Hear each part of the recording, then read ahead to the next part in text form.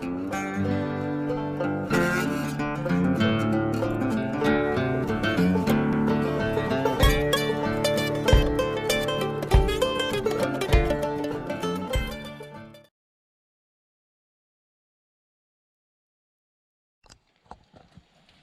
morning, historians from around the internet.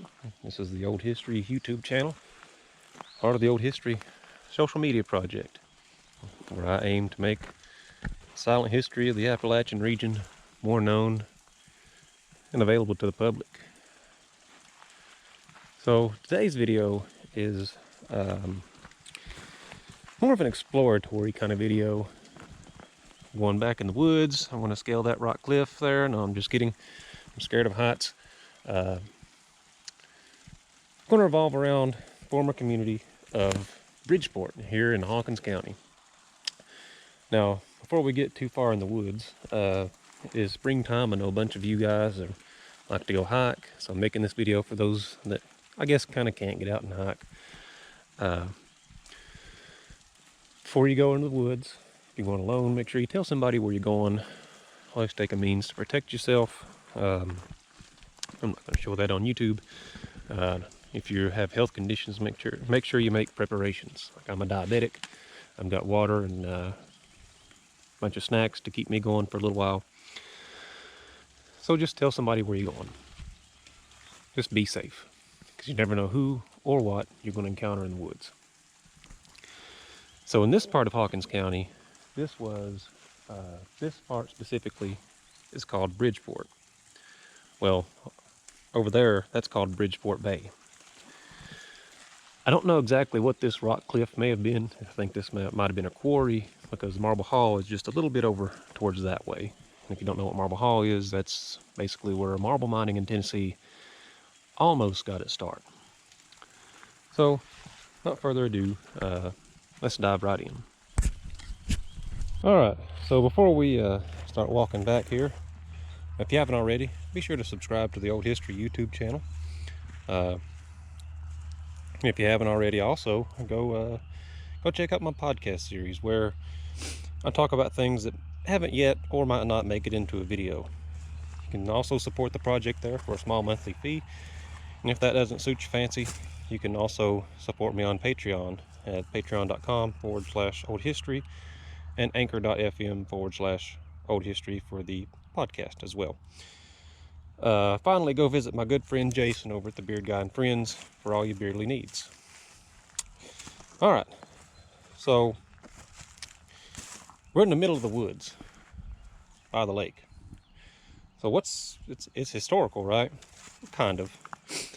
It bears a little bit of significance, because right along through here somewhere was the location of the original Clouds Creek, which, if some don't know, was the original line that dictated where Native Americans and white folk could settle, as dictated in the Treaty of Long Island, 1777.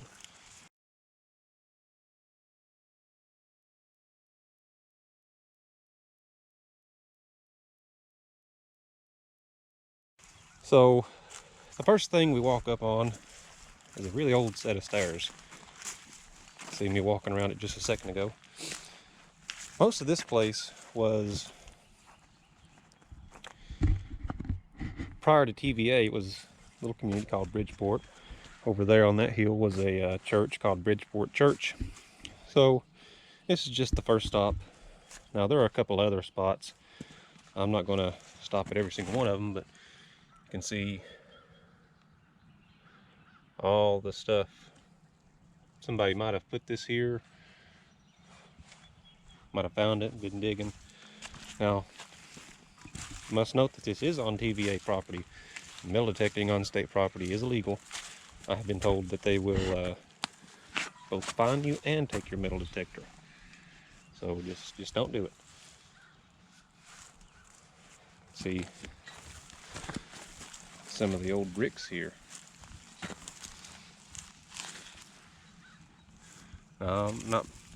Don't mistake me, but I think that these might actually be hand-fired bricks. No, this area was settled at a point in time that I'm not aware of, but the next stop because I'm not exactly even sure what this is. Perhaps foundations for an outhouse, barn, some kind of little shed. I'm just not sure. So, most of you people that aren't from Tennessee or from the South, I know I have some viewers from all over the country here. This is the part of Tennessee that everybody's shown. Beautiful spring water through the mountains. But this is the part that you're not shown. Now, forgive me for venturing a little bit off of the subject of the video here, but this is wildlife habitat. Now, don't get me wrong, I'm a hunter, but you know, I don't want to see the animals suffer a bit more than the next guy. So we got all kinds of plastic here. Car tire in the middle of the creek. There's a 55-gallon drum over that way of who knows what.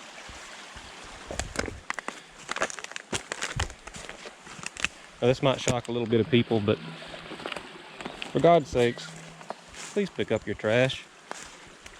I don't like seeing it when I come out here to hunt, but this is honestly too much for one or even two people to clean up. Keep Tennessee clean.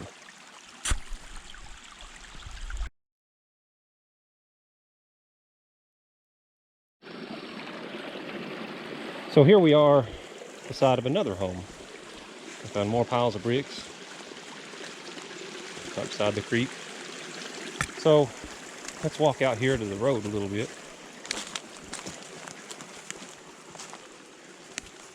There's more of it. That may have been a chimney. So, as I stated earlier, this is on TVA property.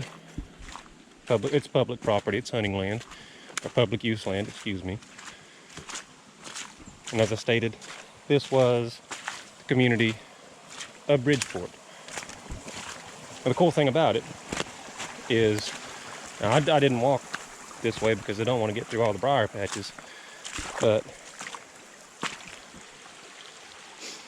the road we are on was called Horn Pine Road.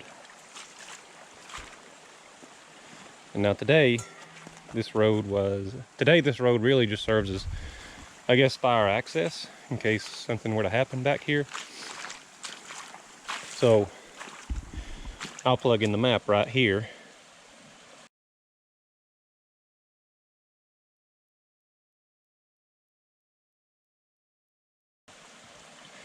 So we got that home right there, and on up that way, I'm not going to go up there. If there was another home site, it's likely covered up by the leaves and whatever else. So there's another road that goes off back through there, but all that is just a valley. Don't believe there's any houses up through there. So let's keep on walking here. Bridgeport was likely on the lower end of the demographic, partly due to its location, but most of this was a farm community. Because the reason I even found out it exists was not because I came hunting up here basically all my life. These are my stomping grounds. But because when I was searching my ancestry, it's more trash. When I was searching my ancestry, you came across a lady by the name of Laura Payne. Now, that's not her married name, but she lived on back that way. And when TVA came and bought the property, I think they started right in the middle of the 1930s. They began surveying the property for just what would be flooded. And just so happens that they had about 50 acres of land right here in the middle of all this. Now, it likely looked a lot different back then, but when they bought it, and I think in 1941, they were paid the whopping price of $1,800 for 52.5 acres. And in today's money, that equates to right at around $30,000. So we'll get up to the top of this here mountain here, and we'll talk a little bit more about the history, and we'll go back to visit her home site, which still, you can still see part of it today. So, little path we're on, up here way on the side of a ridge, would have been called Harn Pine Road. It's either Harn Pine or Harn Payne. It's P-Y-N-E. So I'm not exactly sure how they would have pronounced it. I'm not an expert in Appalachian dialect. So the road would have been the means to get back here. Now it just serves as a fire route. And really just a path for hunters to travel along to get back to where they want to settle down. So, as I stated, my grandmother lived back here.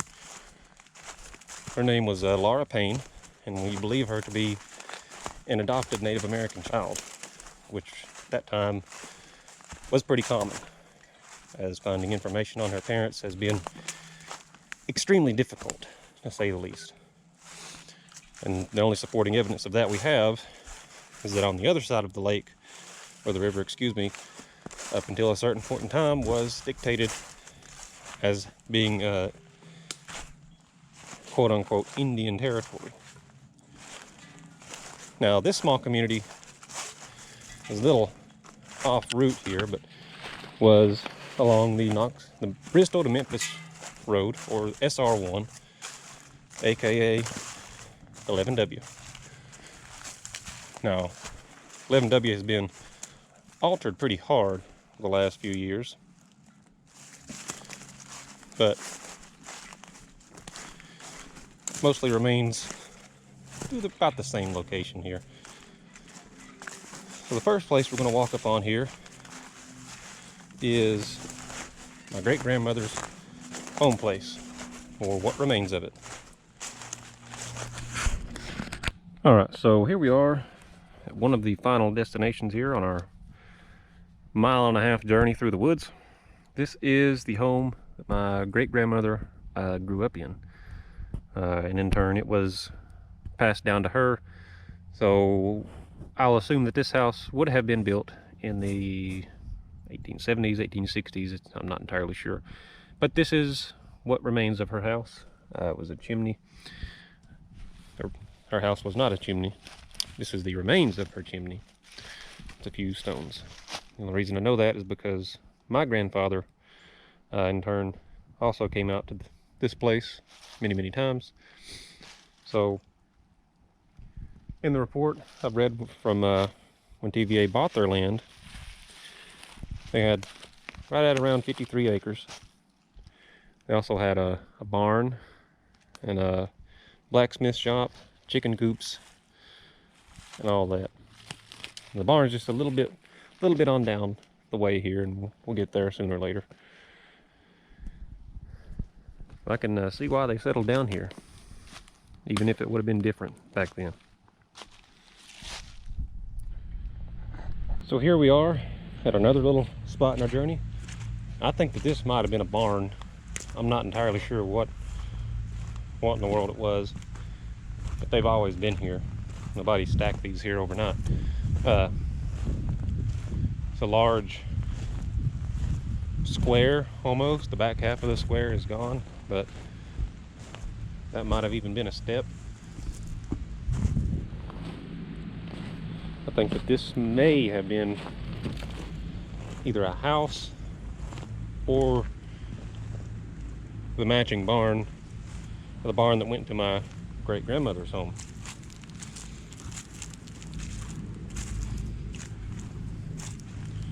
Like I said, I've been coming out here for a long time, so these have always been here. So, pretty interesting. And as I stated earlier, this right over there at one point in time was dictated as being quote-unquote Indian territory. So there's one last place that I've got to show you. So we'll just make a little intermission here, another little stop. This is another cool thing. So we're still on what would have been called Harn Pine Road. And this would have been a dirt road at that time. I don't think county ever would have even paved this. It's just too far back. They would have put this culvert here, this little drainage pipe, to help keep water from rushing on the road and washing it out. Because this road would have continued on out that way, and I'll show this entirely on the maps.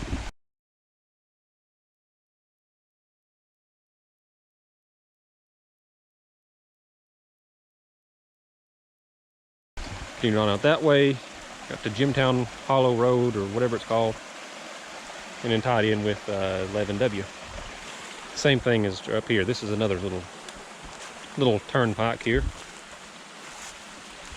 It would have went on top of crossed over the top of the mountain, and went to, again, 11W.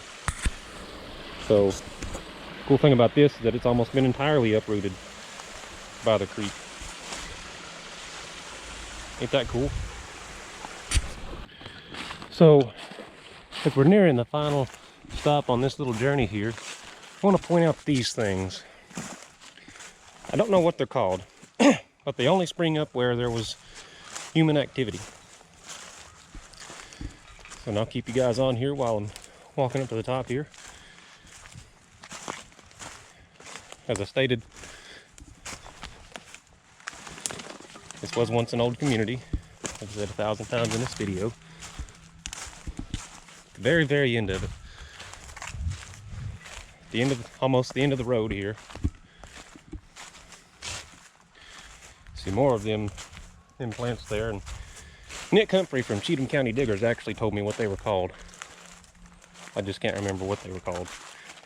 So, see holes in the ground, more of those little plants are everywhere. This is a cemetery.